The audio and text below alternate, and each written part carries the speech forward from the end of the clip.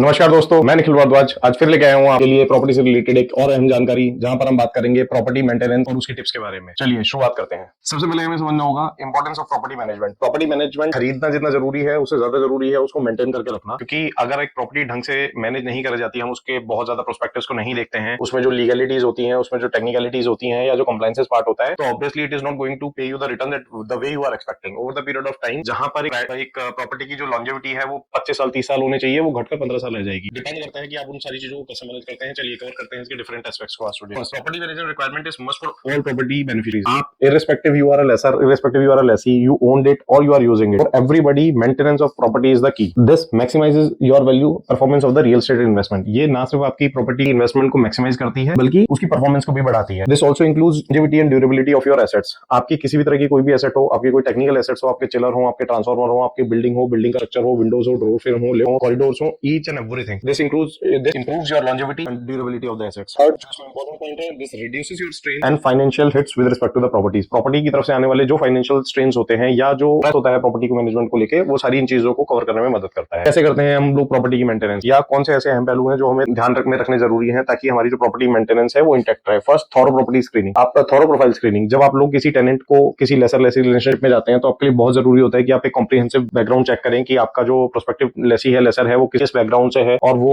उनका अपनी प्रॉपर्टीज को लेकर क्या पर्सपेक्टिव है, प्रॉपर्टी कंप्लाइंट है या नहीं है। अगर मैं एक लेसी की बात करूं तो उनके लिए देखना जरूरी है, अगर आप खासकर कमर्शियल और इंडस्ट्रियल फिट आउट्स में जा रहे हैं तो आपके लिए देखना जरूरी है कि प्रॉपर्टी कंप्लाइंट है या नहीं है, उसके लीगल एस्पेक्ट्स क्या है। और दूसरा, अगर आप एक लेसी को इवेल्युएट कर रहे हैं तो आपको उसकी फाइनेंशियल स्टेबिलिटी को समझना होगा, whether they are competent enough to pay you rentals on time और नॉट। कहीं ऐसा ना हो कि आप एक प्रॉपर्टी ले लें लेकिन बाद में उसको फाइनेंशियली जो आपका रेवेन्यू जो आप एक्सपेक्ट कर रहे हैं उसमें आपको प्रॉब्लम आने लगे, which will ruin the entire test of the transaction. वो आपके प्रॉपर्टी की ट्रांजैक्शन के सारे टेस्ट को खराब कर देगा। References with respect to the behaviour and the reliability, for both it is important, be it lessee, lessor, promoter, developer, landlord, tenant, सबके लिए बहुत ज्यादा जरूरी है कि उनके रेफरेंसेस और बिहेवियर, रिलायबिलिटी, ये सारी चीजें चेक होनी चाहिए। आप अपनी प्रॉपर्टी को लेकर अगर एक प्रमोटर हैं तो कितने संजीदा हैं। On the other side, if you are occupier of the property, तो देन आपका उस प्रॉपर्टी के बिहेवियर को लेकर किस तरह का बिहेवियर है, कितने आप उसको लेकर कॉग्निजेंट रहते हैं। All these things matters a lot. And final thing, clear criteria for tenant eligibility. अगर आप सोच रहे हैं कि आपको अपनी बिल्डिंग को लीज करना है तो आपको अपनी टेनेंट की एलिजिबिलिटी क्राइटेरिया डिफाइन करना होगा and you must stick to it. ऐसा ना हो कि आप 1.5 महीने 2 महीने अगर प्रॉपर्टी रेंट आउट नहीं हो रही है तो आप उस प्रेशर में आके आप उसको एक लो प्रोफाइल टेनेंट को देते हैं, which eventually will become a loss and pain to you. Clear and comprehensively. First, payment term violation clauses, late fee, ये सारी चीजें क्लियरली डिफाइन होनी चाहिए अगर आप एक लीज एग्रीमेंट में जाते हैं तो। दूसरा important criteria, responsibility with respect to the maintenance of both the parties. देखिए, इसमें कुछ एजिंग रिलेटेड इश्यूज होते हैं जो यूजुअली लैंडलॉर्ड के स्कोप में आते हैं, लेकिन जो regular day to day maintenance होती है that covers under the scope of the lessee. लेकिन अगर जो डे टू डे जो आपके मेंटेनेंस के क्राइटेरिया होते हैं, मेंटेनेंस की जो रिक्वायरमेंट होती है, अगर आप उनको प्रिवेंट नहीं करेंगे या उनको टेक केयर नहीं करेंगे तो eventually it will become a long term issue और वो बाद में आपकी प्रॉपर्टी को डैमेज ही कर देगा। So there is saying in English ना, stitch on time saves nine. अगर किसी चीज को, किसी समस्या को अगर हम समय रहते खत्म कर देंगे तो वो आपके एक्सपेंडिचर को रिड्यूस करने में ड्रास्टिकली मदद करेगा। स्पेस यूटिलाइजेशन और सब लीजिंग। जब आप एक डी की आपकी इसका यूटिलाइजेशन क्या होने वाला है और उसके सब लीजिंग के राइट क्या है, यूजुअली कॉर्पोरेट सब लीजिंग के राइट रहते हैं अपने पास, क्योंकि because they maintain lots of legal entity from for various reason. हालांकि जनरल टेंडेंसी के केस में when it is leased out to individual then sub leasing is not acceptable. Regular review and update, आपको अपने lease documents को periodically as and when it comes to a seizure should review and update. उसको आप अपने legal compliances के हिसाब से, commercial के हिसाब से आपको अपडेट करते रहना चाहिए। और last, provision to accommodate statutory changes. देखिए, ये बहुत एक क्रिटिकल एस्पेक्ट है जो लीज में यूजुअली लोग इसको इग्नोर कर देते हैं। Statutory compliances over the period of time change होते रहते हैं, from state to state, region to region, these things keep very, और इनको आपको ट्रैक रखना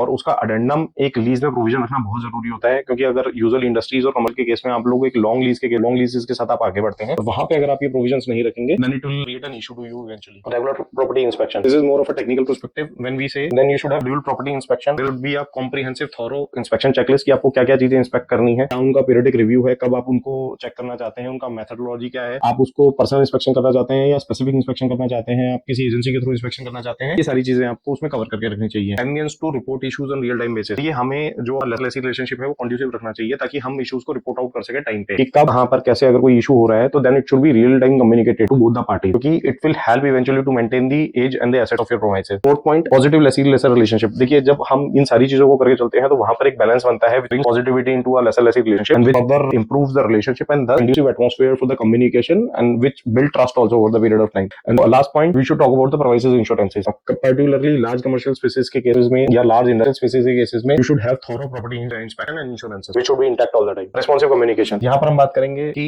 lesser relationship at times क्या होता है कि you must be having a property in Chandigarh and you are remotely sitting in Delhi, vice versa, or maybe operating some other of the globe and your property is residing residing in India or maybe at another location. तो वहां पर आप लोगों को technology पे rely करना चाहिए. You can use WhatsApp, you can use videos, you can use any other platform which sounds suitable to you to bring the communication with the property occupier at that point in time. वहां पर real time पे जो आदमी वहां पर property की position में है, is the best block for you. और जब तक वो आप लोग प्रोफेशनल कम्युनिकेशन बिल्ड नहीं करेंगे, then eventually it will keep hitting you over the period of time. Respond promptly. Somebody is flagging issue with respect to the property. अगर कोई आदमी आपको आपका ऑक्यूपायर आपका लेसी प्रॉपर्टी के रिस्पेक्ट में अगर कुछ इश्यूज फ्लैग कर रहे हैं, then you should respond it properly. आप उसको promptly रिस्पॉन्स कीजिए ताकि आपकी जो चीजें हैं वो मेंटेन रहे. Emergency protocols. You should also build emergency protocol. Lessee या आपका ऑक्यूपायर बिल्डिंग में you should bring that emergency protocol कि अगर in such and such criteria अगर ऐसी चीजें होती हैं, there is no one, then everybody should have minimum right. हमें वहां पर एक राइट देना चाहिए ताकि वो एक काम को एग्जीक्यूट करवाया जा सके, बजाय that we should look for the approval in the emergency time. So this is one of the major criteria. And last, planned maintenance. अगर आप लोग एक प्लान मेंटेनेंस करते हैं, शेड्यूल मेंटेनेंस करते हैं, तो it will improve your positive communication with in the facility. आप लेसी लेसर रिलेशनशिप जो आपके होते हैं उसको इंप्रूव करने में मदद करता है. Financial management. फाइनेंशियल मैनेजमेंट में हम बात करने वाले हैं records of finances with respect to the property. देखिए, प्रॉपर्टी एक दिन, 2 दिन, 1 साल, 2 साल, 1 फाइनेंशियल ईयर, 2 फाइनेंशियल ईयर के लिए नहीं होती. It goes decade. तो आपको प्रॉपर्टी से रिलेटेड आपकी जो डॉक्यूमेंटेशन है, जो आपकी एक्सपेंडिचर्स है, right, starting from the purchase of the property, उसके बाद से प्रॉपर्टी मेंटेनेंस को लेकर जो भी आपका डॉक्यूमेंटेशन है, इट इज ऑलवेज एडवाइजेबल कि आप उनको प्रॉपर्ली स्टैक करके रखें, उनको प्रॉपर्ली आर्काइव करके रखिए, ताकि वो चीजें आपको फ्यूचर में आपको रिकॉर्ड को बिल्ड करने में या फिर एक डेटा को इंटरप्रेट करने में आपको मदद मिलेगी. सो this is a very critical aspect that can not be ignored at any point in time. Expenditure versus income track. आप अपनी प्रॉपर्टी का एक्सपेंडिचर वर्सेस इनकम ट्रैक अगर रखें, it will eventually help you in deciding what to do with the property. उस property के साथ आपको करना क्या है. Do you want to retain it और do you want to sell it off. So these are the discussions जो हम इसके बेसिस पे करते हैं, आपका expenditure versus income with respect to specific property. Third, you should keep eye on the market trend and opportunity. आपको market trend और opportunity पे ध्यान रखना होगा. आप ये डिपेंड करता है कि आपने अपनी प्रॉपर्टी किस एस्पेक्ट्स के साथ ली है, किस माइंडसेट के साथ आपने ली है. If you want to build a regular recurring rental income, या फिर आपने उसको कैपिटलाइज करना है over the period of time, and from one property you want to flip on to the other property. So this is the pattern, this is the decision making criteria which eventually helps in deciding also. Last बात करते हैं professional advice with respect to tax financial strategy. जैसा मैंने आपको बताया कि आप अगर यहाँ पर जो अपने एक्सपेंडिचर्स को मेंटेन करके रखते हैं और तो वर्सेस आपका एक्सपेंडिचर का आपके पास ट्रैक होता है, आपके पास अपने प्रॉपर्टी डॉक्यूमेंटेशन होते हैं, उसी तरीके से आप अपने taxes with respect to the property, चाहे वो आपके प्रॉपर्टी टैक्सेस हो या आपकी दूसरी कंप्लायंसेस हो, वो सारी इंटैक्ट रखने के लिए आप किसी प्रोफेशनल कंसल्टेंट की हेल्प ले सकते हैं, so that your property remain intact. आपके प्रॉपर्टी रिकॉर्ड्स आपके इंटैक्ट रहने चाहिए. Stay informed on market trend. बहुत जरूरी है मार्केट ट्रेंड से परिचित रहना, बहुत जरूरी है. वो मार्केट ट्रेंड्स के साथ टाइमली अपडेट रहने के लिए यहाँ पर हम बात करेंगे मॉनिटर डिमांड एंड सप्लाई की. ये particularly in cases of flats and other premises जो आपने लॉन्ग टर्म इन्वेस्टमेंट के लिए लिए हैं या फिर शॉर्ट टर्म इन्वेस्टमेंट के लिए हैं, आपको मार्केट में डिमांड और सप्लाई देखना होगा. अगर मैं फ्लैट्स की बात करूं तो over the period of time, let's say कि 10 साल तक एक फ्लैट का जो ट्रेंड होता है रेट्स का, वो अपवर्ड की तरफ जाता है. I am not talking about access like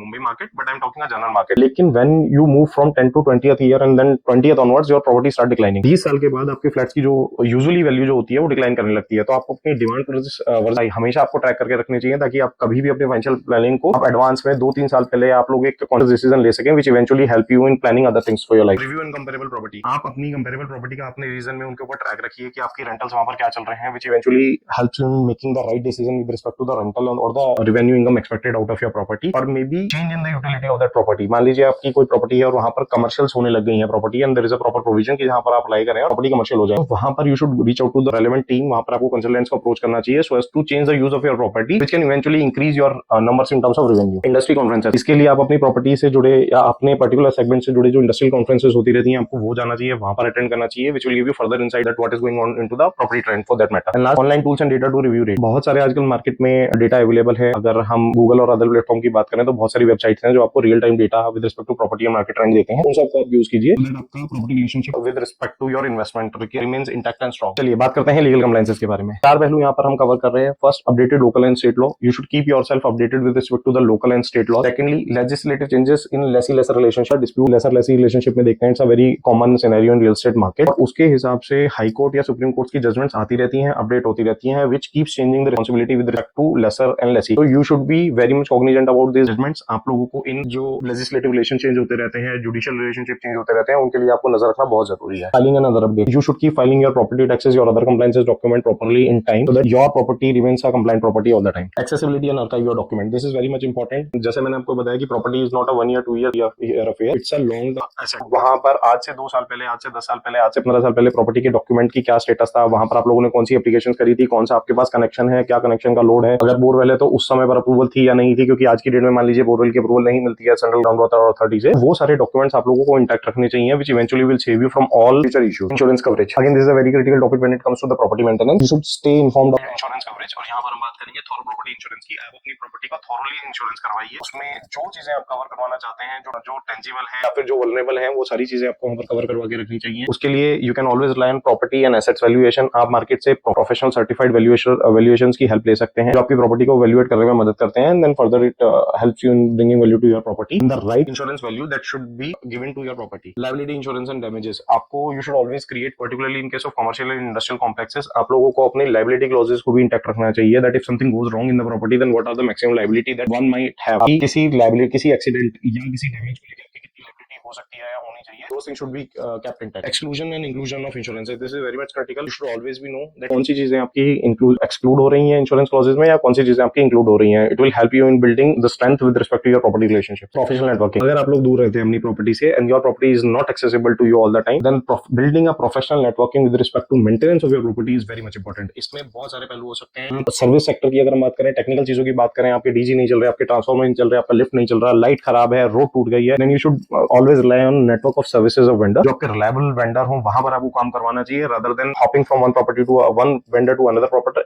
Reliable network of services vendor, it is briefly about technical aspects of your property. आपके ट्रांसफार्मर, आपके डीजीज, आपके लिफ्ट, आपके रोड, आपके हिडन सर्विसेज, आपको you should always rely on the reliable network of your vendor. एक vendor जो आपके साथ कंसिस्टेंटली काम कर रहे हैं पिछले 2 साल से, 4 साल से, 5 साल से, you should have that network ready with you because it saves 2 things for you. One, it creates a operational dependency and insurance from one vendor commitment. एक वेंडर आपको हमेशा कमिट करके रखता है, they know it might be slightly costlier to you, हो सकता है आपको 5%, 7%, 10% महंगा पड़े, but eventually repeating the same vendor might help you in creating that reliability with respect to your asset, क्योंकि उसी की जिम्मेदारी होगी. दूसरा, अगर आप नहीं हैं तो then you can always rely on that person. If you are not able to access your property physically या आपको उसकी technically you are not that sound to cover that aspect by yourself, even in those scenarios those technical partners will help you in managing your property in right way. Second, you should have a pool of credible real estate agents will keep advising you on the market trends in your vicinity. आपके वहां पर क्या चल रहा है, latest information with respect to the sale, purchase, buying, renting out of the property, which helps you in making cognizant decisions about your property. Onboarding facility management company, अगर आपका premises बड़ा है,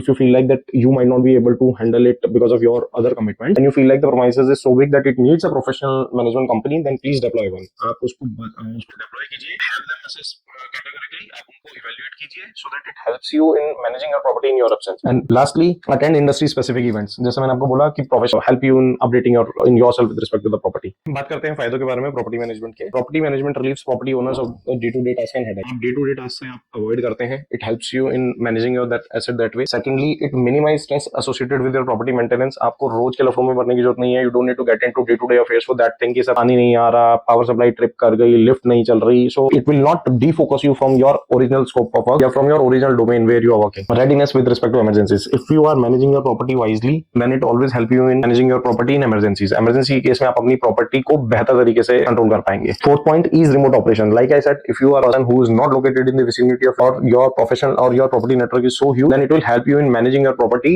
remotely. आप उनसे प्रॉपर्टी के dashboard मांग सकते हैं, आप उनसे प्रॉपर्टी मेंटेनेंस के डैशबोर्ड मांग सकते हैं, एक्सपेंडिचर के डैशबोर्ड मांग सकते हैं, प्रॉपर्टी परफॉर्मेंस के डैशबोर्ड मांग सकते हैं. It will eventually help you in building category and will eventually help you in remotely managing your operations for the building. Last but not the least, it will help you in risk mitigation with respect to your property. एक अच्छी property maintenance ना सिर्फ आपको मदद करती है आपकी property को रिटेन करने में, but it also ensures longevity and durability and reliability with respect to your asset. वो प्रॉपर्टी आपकी हमेशा एसेट बनी रहेगी, बजाय वो आपकी लायबिलिटी बन जाए. तो आज के लिए इतना ही. मैं आपसे फिर मिलूंगा रियल एस्टेट से जुड़ी किसी और अहम जानकारी के लिए. तब तक के लिए धन्यवाद.